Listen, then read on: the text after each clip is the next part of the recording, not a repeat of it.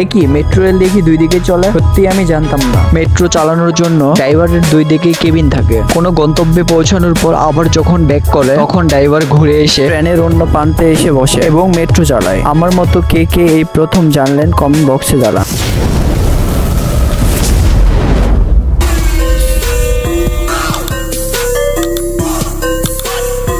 আমি এখন আছি কারণ বাজার মেট্রো রেল স্টেশনে। আমি মেট্রো রেল করে কারণ বাজার থেকে উত্তর চলে যাব।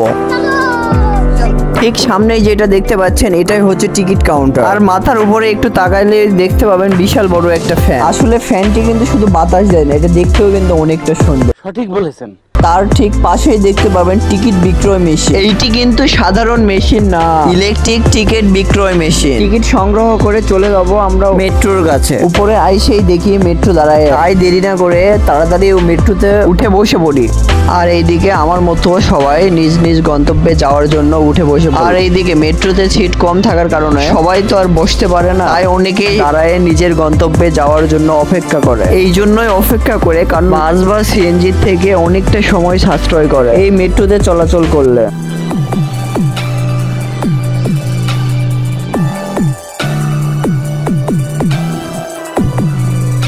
এমনি নর্মাল ট্রেন তবুও 4-5 মিনিট দাঁড়ায়, কিন্তু মেট্রো সর্বোচ্চ 2 মিনিট দাঁড়ায়, তাও দাঁড়ায় না। আমি প্রায় চলে আসছি, এখন নামার পালা। মেট্রোতে উঠলে এবং মেট্রো স্টেশনে গেলে আসলে মনে হবে আমরা কোনো অন্য দেশে আছি। ভিতরে এতটাই সুন্দর এবং পরিষ্কার মনে হচ্ছিল আমি অন্যতম দেশে আছি।